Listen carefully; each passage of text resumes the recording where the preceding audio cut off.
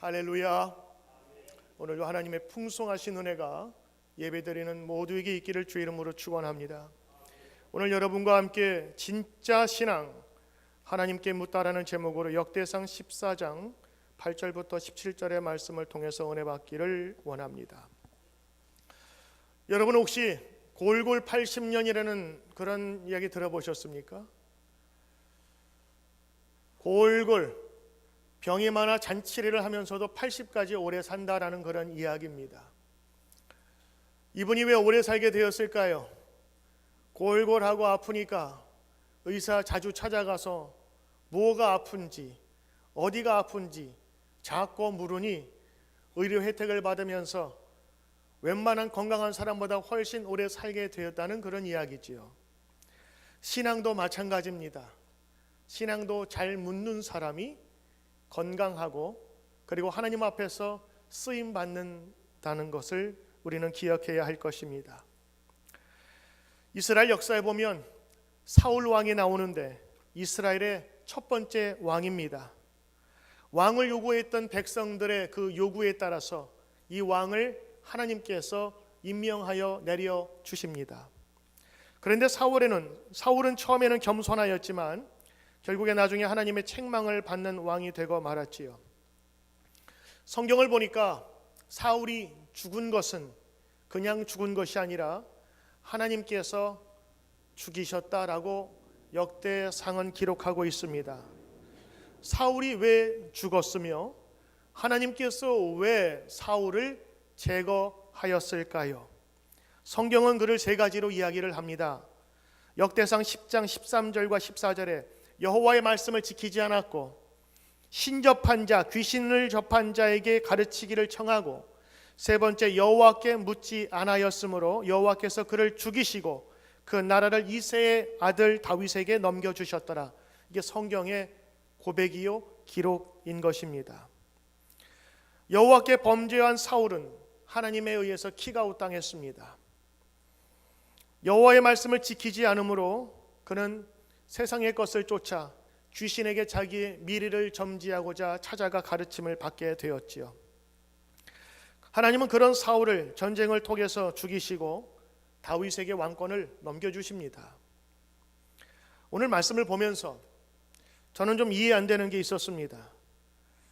하나님의 말씀을 지키지 않아서 하나님의 말씀을 무시해서 죽었다. 오케이, 이해가 됩니다. 귀신 접한 자에게 자신의 미래를 맡겨서 하나님이 그토록 싫어하기에 사울을 죽이셨다. 그럴 수 있다고 저는 생각합니다. 그런데 이 세 번째, 하나님께 묻지 않아서 죽임을 당했다. 선뜻 이해가 되지 않습니다. 보통 우리들의 이해는 하나님께 물어보았다, 이것을 기도한다는 그런 표현으로 많이 쓰거든요. 그렇다고 이해한다면 사울이 기도하지 않아서 죽었다 이렇게 이해해야 되는데 그렇게 이해하기는 좀 우리가 정상적이거나 평범한 생각으로는 동의가 되지 않습니다. 그렇다면 기도 안 하는 성도는 다 죽어야 하나? 그런데 우리는 어떻게 이렇게 살아있지? 저와 여러분은 어떻게 멀쩡하게 지금 예배를 드리고 있지요? 그러니까 말씀을 읽으면서 이해가 안 되었어요. 사울은 여호와께 묻지 아니함으로 하나님께서 그를 내려놓으시고 다윗을 세웠단 말이죠. 그럼 우리도 마찬가지로 하나님께 묻지 않으면 사울과 같은 죄를 저지르는 것인데 그럼 우리도 죽어야 하나요? 이 질문이 계속 말씀을 묵상하면서 꼬리에 꼬리를 물게 되었습니다. 그래서 원문을 찾아보았습니다. 묻다라는 게 과연 무엇일까? 그랬더니 이 묻다의 히브리 원어는 다라시라고 하는 단어인데요, 이는 신접한 자에게 가르치기를 했던 그 똑같은 단어가 여기에도 쓰이고 여호와께 묻지, 그때도 다라시라는 같은 단어가 쓰이고 있습니다. 그러니까 우리가 볼 때는 다른 단어 같지만 같은 단어가 쓰여졌는데 그것을 번역할 때에 다른 말로 번역한 거예요. 그러니까 이 다라시라는 것은 가르침을 받다 혹은 요청하다, 구하다라는 그런 뜻이 담겨져 있습니다. 이 다윗은 13장 3절에서 다시 한번 하나님께 이렇게 백성들 앞에서 이야기합니다. 사울 때에는 우리가 여호와의 궤 앞에서 묻지 아니하였다, 나라시 하지 않았다고 얘기하고, 16장 1절에는 말합니다. 여호와 그의 능력을 구할지어다, 나라시 할지어다. 22장 19절에 보니까 이제 너희는 마음과 뜻을 다 바쳐서 너희 하나님 여호와를 구하라, 나라시. 그러니까 이 나라시는 구하다라는 뜻과 가르침을 받다라는 그런 뜻이 있습니다. 여러분 혹시 미드라시라는 말 혹시 들어보셨습니까? 교육이라는 말, 말씀이라는 말. 그 미드라시가 명사형입니다. 동사형은 나라시예요. 그래서 이 나라시는 누구에게 가르침을 받고 깨달음을 얻는다고, 그리고 필요한 것을 요청하고 구하며 필요한 것을 이야기하는 것을 나라시라고 얘기합니다. 그러니까 오늘 사울이 하나님에 의해서 내려놓게 된 것은 기도 안 했다 그런 정도가 아니라 하나님께 가르침을 받지 아니하고 하나님께 구하지도 아니하고 오히려 누구에게 갔어요? 신접한 무당에게 가서 자기의 미래를 맡기며 결국엔 하나님 믿는 사람으로 보였지만 하나님으로부터 떠났다라는 것을 지금 성경은 이야기하고 있는 것입니다. 나라시, 하나님께 구하고 가르침을 받고 묻고 간구하는 행위입니다. 바로 그 대상을 의지하는 행위인 것입니다. 그러므로 나라시, 그분에게 묻는다라고 하는 것은 하나님이 우리 사람의 근원임을 인정하는 것입니다. 바로 이것을 하라고 하는 것입니다. 하나님이 우리의 존재의 뿌리요 믿음의 대상이라는 것을 인정하라는 것이지요. 하나님은 우리의 최종 결제를 받아야 될 뿐이라는 것입니다. 근데 다윗은 그 최종 결제를 하나님에게 가지 아니하고 사람에게 갖고 귀신 접한 자에게 자기의 미래를 맡기는 어리석은 일을 행하게 된 것입니다. 우리 어제 어느 한 교우분의 신방을 갔습니다. 근데 그분이 같이 이렇게 상담하고 같이 이렇게 얘기하는 중에 그런 말씀을 하세요. 요즘에 자기의 마음 문이 이게 활짝 열렸대요. 그래서 예수님을 더 알고 싶고 하나님을 더 알고 싶다. 그러면서 힘든 일이 있었는데 그 힘든 일 통해서 하나님, 이 어려운 일을 통해서 내가 하나님 앞에서 깨달을 게 무엇이 있을까요? 알고 보니까 새로 사업터를 마련하고 준비하고 여러 가지 얼마나 많은 계획을 세웠겠어요. 그런데 그 전까지는 꼼꼼하게 다 살펴봤는데 마지막 계획할 때는 무슨 일인지 그 사람을 그냥 믿고 덤벙덤벙 이렇게 계약을 한 것 같아요.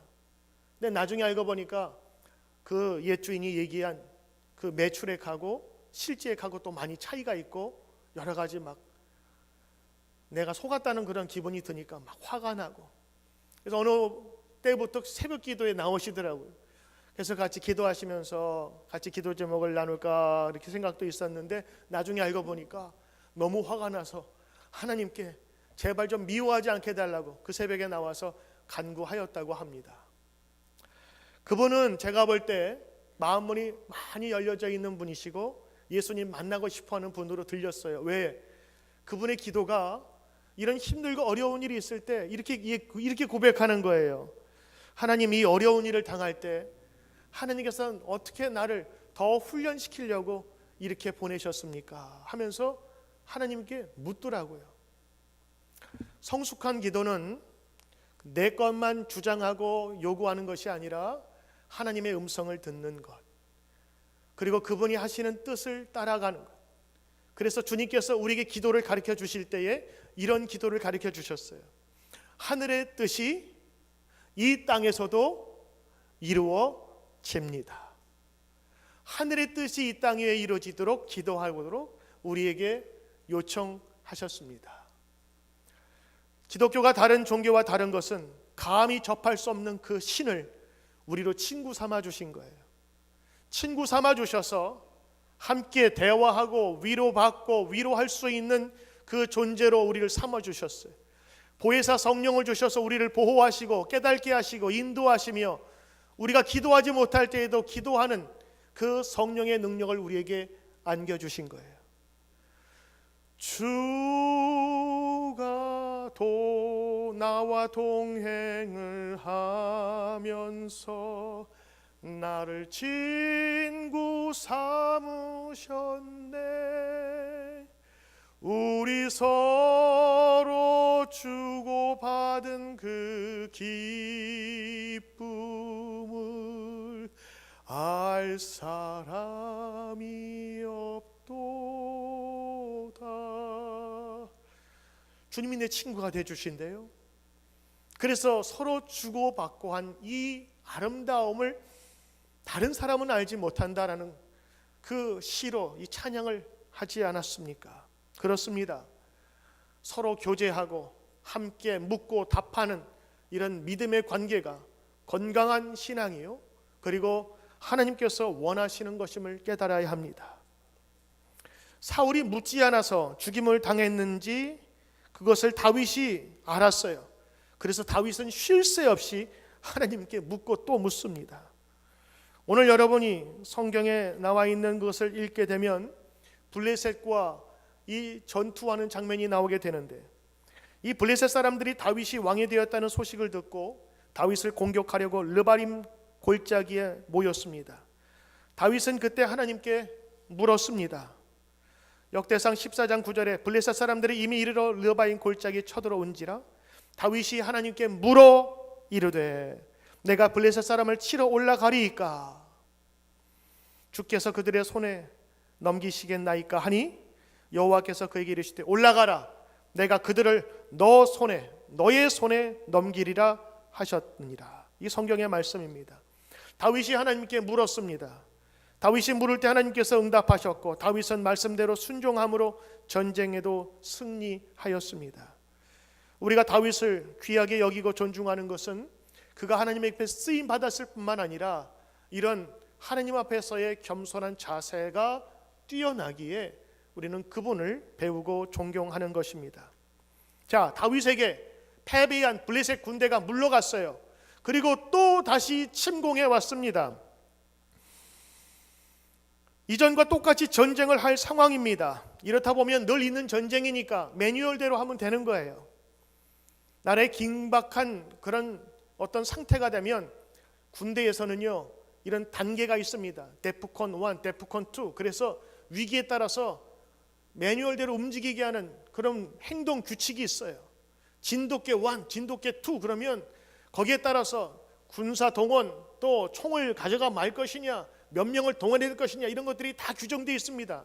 전쟁 시에는 데프콘 1 그러면 거기에 움직이면 되는 거예요. 그런데 오늘 성경을 보니까 블레셋 사람들이 골짜기를 다시 침범한지라 14절에 다윗이 또 하나님께 묻자온대. 여기 보면 또 하나님께 묻자온대. 성경을 여러분 자세히 보시면 사무엘상하, 역대상하, 열왕기상하 이 역사를 보시면 다윗에 관한 이야기를 할 때마다 하나님께 기도하였다라는 말보다 하나님께 물어보았다는 말이 참 많습니다. 기도는 때로는 내 소원 성취를 이루려고 하나님께 요청하는 그런 것이 되지만 하나님께 묻다, 그것은 더 큰 의미를 가지고 있어요. 물어보는 것은 내가 퀘스천을 가지고 질문을 하는 것 정도가 아니라 그에게 가르침을 받겠다라는 그런 뜻이 담겨져 있습니다. 그러니까 다윗은 항상 하나님을 대면할 때에 필요한 것을 해달라고 하는 요청자가 아니라 하나님 어떻게 하면 좋겠습니까 하는 그분의 결제를 기다리는, 그분의 허락을 기다리는 신하의 입장에서, 종의 입장에서 하나님을 대하고 있는 것입니다. 자, 다윗의 기도의 손길입니다. 하나님, 내가 블레셋을 치러 가리이까? 원래 이 정도 되면 어떻게 해야 돼요? 주님, 블레셋이 쳐들어왔습니다. 주님, 이기게 하실 줄 믿습니다. 이렇게 기도해야 되잖아요. 그러니까 우리 한국 사람들은 얼마나 세게 기도하든지 이 쌍시옷이 참 많아요. 주님 믿습니다. 주실 줄 믿습니다. 성공할 줄 믿습니다. 주시옵소서. 시작 들어가서 뱀 지나가는 줄 알겠어요.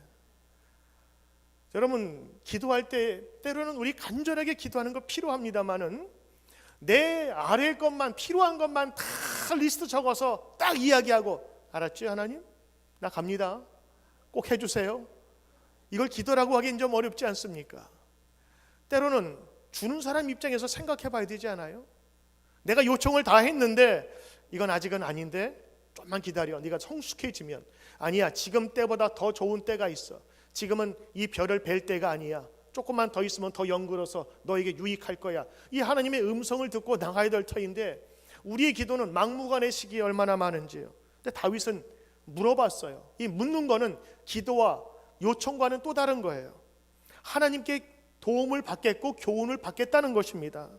다윗이 하나님께 물어 이르되 이렇게 말합니다. 내가 블레셋을 치러 올라가야 합니까?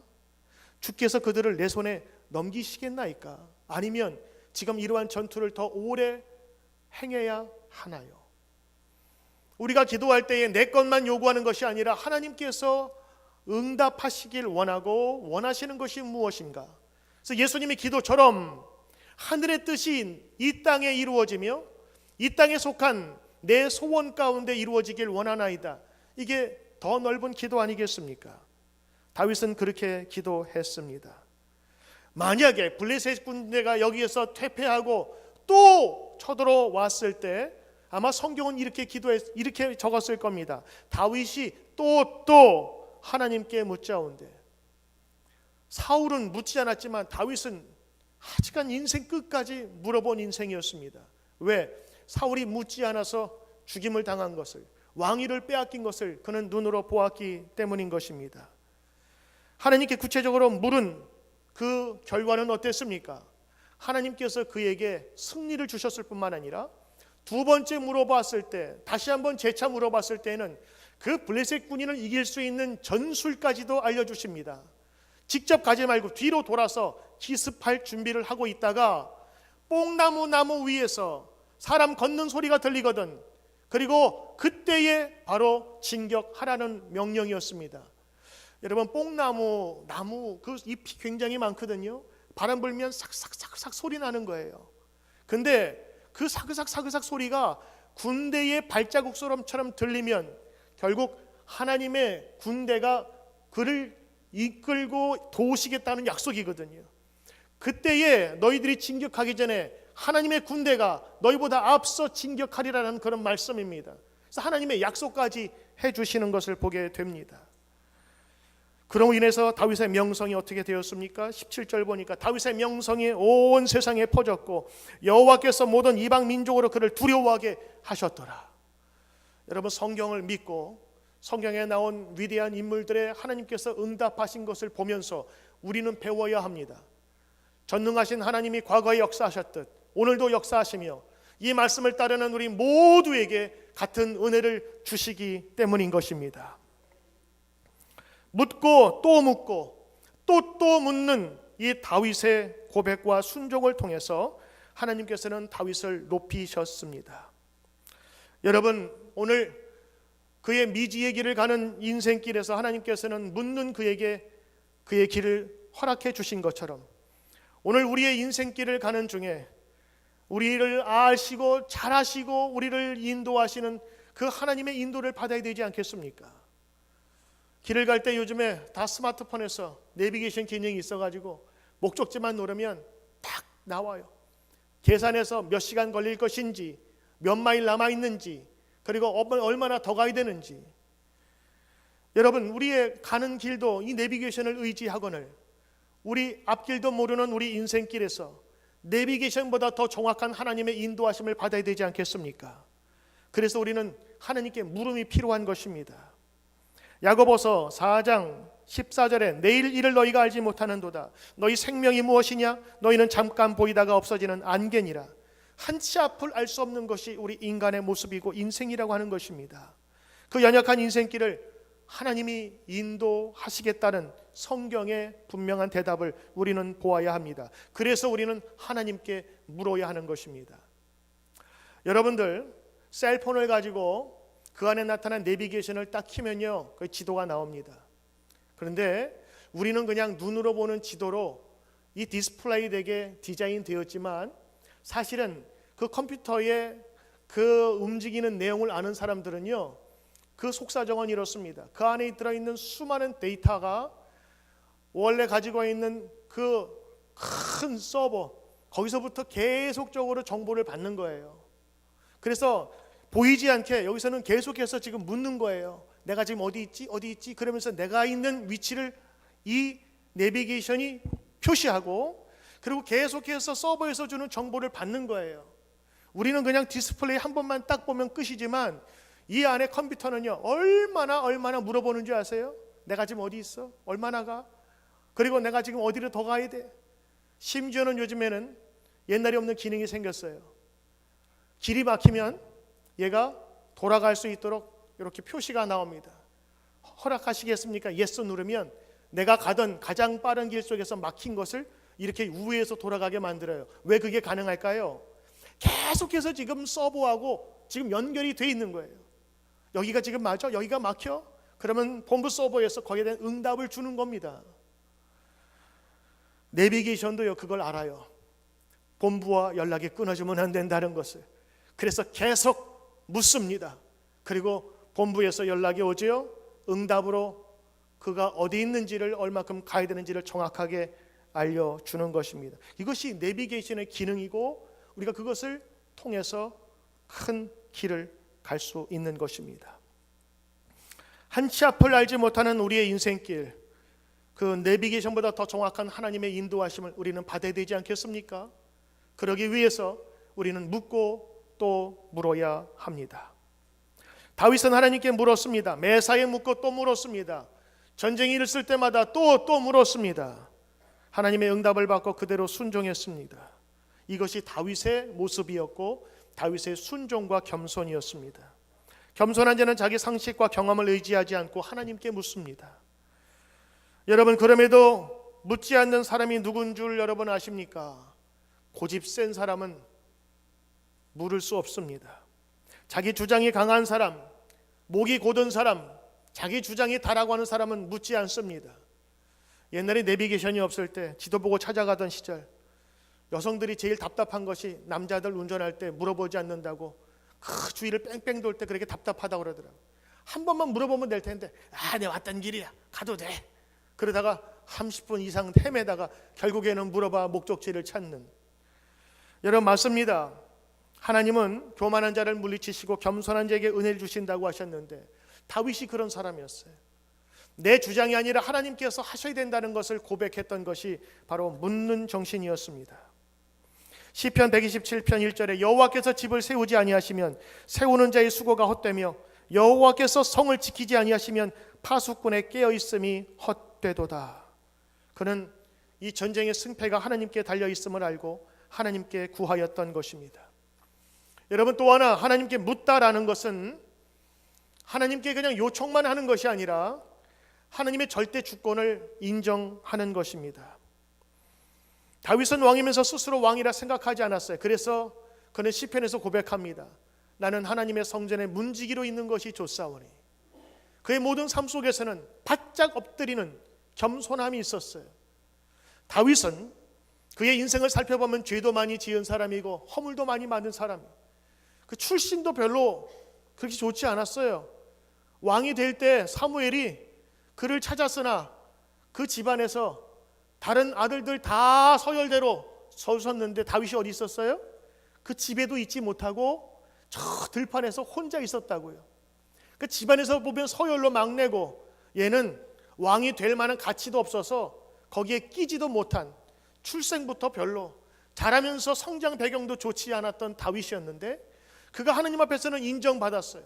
지금도 다윗 그러면 가장 위대한 왕으로 많은 사람이 생각하는 이유가 뭐예요? 하나님 앞에서 종된 모습으로 살았고, 그래서 하나님 앞에 의지할 수밖에 없었고, 하나님에게 응답을 받으니 그가 아무도 무시할 수 없는 사람이 되었다는 것을 성경은 이야기하고 있는 것입니다. 사랑하는 성도 여러분, 오늘 우리도 하나님의 절대 주권을 인정하며 그분에게 배워야 합니다. 이것이 다라쉬입니다. 하나님께 요청만 하는 것이 아니라 그분의 전능하심, 세상을 창조하신 분이 나의 하나님이시기에 내가 묻습니다라고 하는 것입니다. 오늘 성경을 바라보면서 이 다윗에게 주신 하나님의 축복이 있습니다. 그를 들어 세우셨고 아무도 무시할 수 없는 사람으로 하나님께서 그를 세우셨어요. 하나님께 묻고 맡기고 그에게 신뢰하였더니 하나님께서 그를 세우시는 역사가 나타나게 되었다는 것입니다. 다윗의 승리의 비결은 바로 이것이었습니다. 매사에 하나님께 묻는 것이었습니다. 묻는 인생이 승리합니다. 묻는 인생이 성공합니다. 묻는 인생이 크게 됩니다. 여러분, 우리 몸이 아프면 누구 찾아가요? 의사 찾아가죠. 법률적으로 문제 있을 때 여러분 혼자 해결하지 않고 도움 받지 않습니까?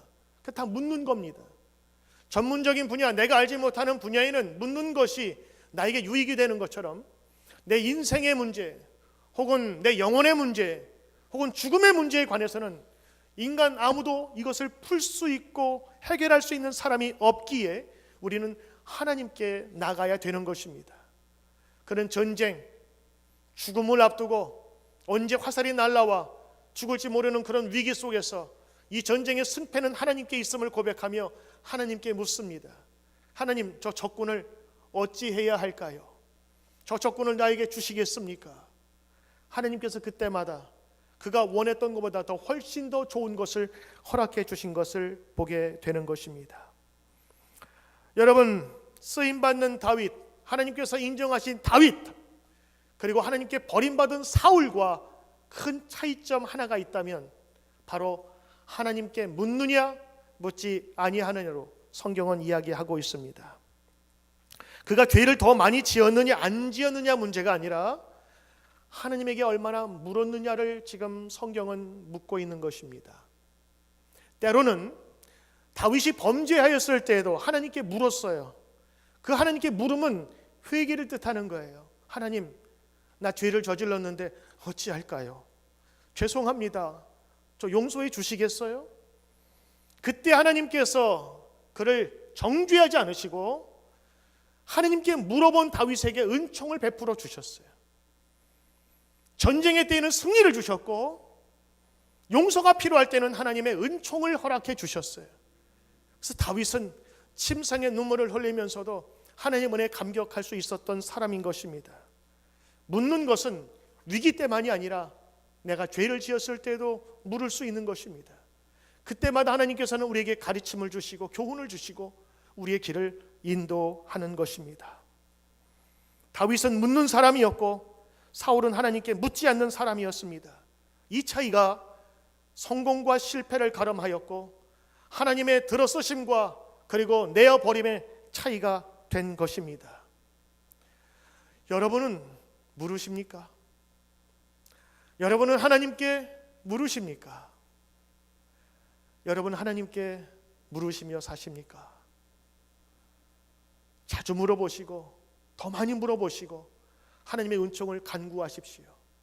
그래서 무늬만 크리스천이 아니라 이 속사람도 가득 찬 크리스찬이 우리 교회, 우리 성도들 가운데 가득 차기를 주의 이름으로 축원합니다. 성경은 쉬지 말라고 기도하라고 얘기하고 있습니다. 만약 우리가 원하는 기도의 리스트만 가지고 하나님 이거 들어주세요, 이거 해야 됩니다, 나는 이렇게 원합니다 하면서 만약에 그런 기도를 했다면 아마 10분이면 더 이상 기도할 게 없을 거예요.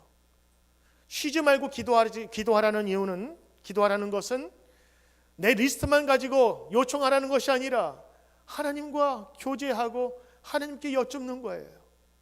시간마다 순간순간마다 위기에 혹은 어려움에 있을 때 하나님 어찌하면 좋을까요?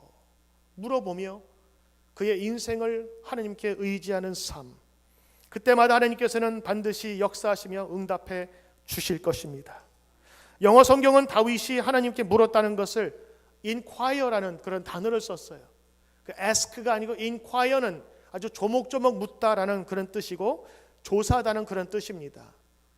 히브리로 살펴보면 샬이라는 같은 단어로 그 쓰이고 있는데 묻다, 상의하다, 문의하다, 허락을 얻다, 기도하다, 간청하다라는 그런 뜻이 담겨져 있습니다. 여러분, 우리 모든 것에는 하나님의 뜻에 구하고 그리고 하나님의 도우심을, 하나님의 응답을 우리는 구해야 될 필요가 있는 것입니다.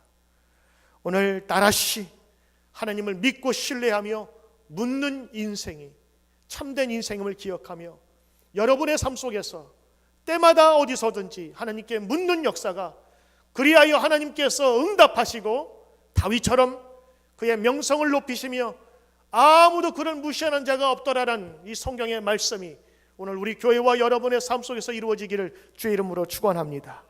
기도합니다.